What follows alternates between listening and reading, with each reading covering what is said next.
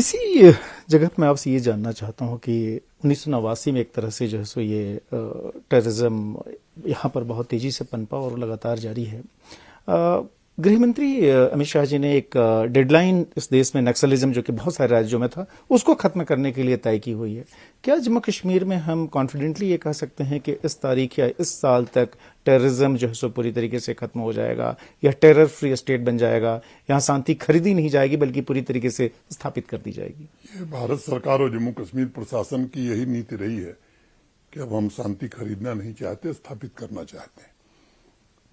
केवल टेररिस्ट का सफाया करना नहीं बल्कि पूरे इकोसिस्टम को कैसे समाप्त किया जाए, इसको ध्यान में रखते हुए अनेक प्रकार की कार्रवाई की गई है।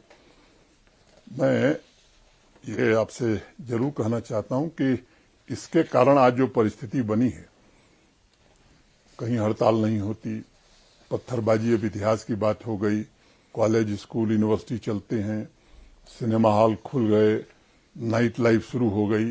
एक पहलगाम की घटना को छोड़ दीजिए तो इस जम्मू कश्मीर सामान्य हालात की ओर बढ़ गया।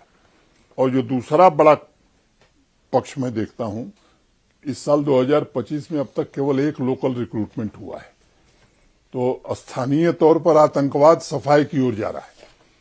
लेकिन हमको एक ऐसा पड़ोसी मिला है जिसकी स्टेट पॉलिसी ही है टेररिज्म। वो आतंकवादी भेजता है, बेगुनाह लोगों की हत्या कराता है और उसके पेट में बराबर दर्द होता है जब कश्मीर में सुख, शांति और समृद्धि आती है। तो मोटे तौर पर मैं कहूं कि अगर इंटरनल आतंकवाद की बात में अगर आप कर रहे हैं तो जम्मू कश्मीर लगभग उस मुहाने पर खड़ा है जहां आतंकवाद खत्म हो सकता है। जो मैंने पहले बात कही कि जिस तरह से जम्मू कश्मीर की आवाम कॉमन मैन सड़क पर आया 22 अप्रैल के बाद, वो इस बात की गवाही दे रहा है कि अब आतंकवाद अंतिम सांसें गिन रहा है यहाँ, क्योंकि अब उसे ऑक्सीजन जम्मू कश्मीर में मिलेगी ऐसी उम्मीद मुझे नहीं है। क्योंकि जो जिस तरह का रोष प्रदर्शन यहाँ के कॉमन मैन ने किया वो स्पॉन्टेनियस था, स्वतः स्फूर्त था, उसकी क्रेडिट कोई नहीं ले सकता कि हमारे कारण ये हुआ है। अगस्त के पहले हफ्ते में पूरे 5 साल हो जाएंगे आपके एलजी के तौर पर इस टेन्योर के।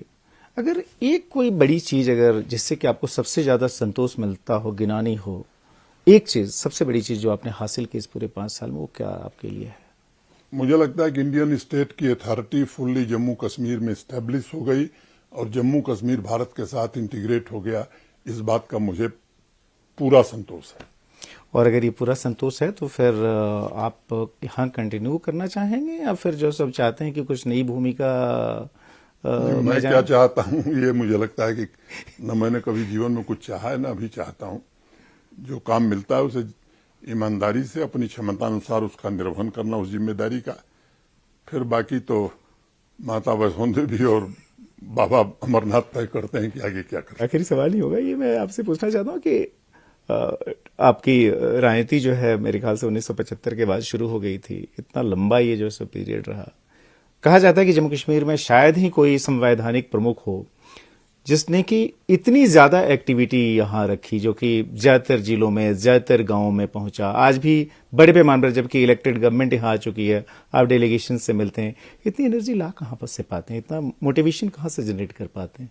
मुझे लगता है मालवीय जी का पुण्य प्रताप है, उनके आशीर्वाद से ये ऊर्जा मिली है। और जिस तरह से भारत के प्रधानमंत्री या गृह मंत्री मेहनत करते हैं, मुझे लगता है कि ये सबको एक चुनौती देते हैं कि आप भी इस नक्शे कदम पर चलिए।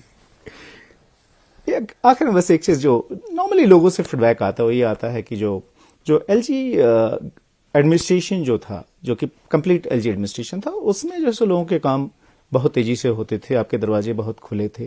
जब इस तरह का फीडबैक लोगों से मिलता है, कैसा लगता है? संतोष की अनुभूति होती है और मैं समझता हूं कि इसका मूल्यांकन लोग करें तो बेहतर होगा। मैं अपनी ओर से कहूं ये ठीक नहीं होगा। धन्यवाद हमसे बात करने के लिए, न्यूज 18 नेटवर्क के लिए इतना समय निकालने के लिए, और ऐसी ऊर्जा आपकी बरकरार रहे, यही प्रभु से प्रार्थना। धन्यवाद।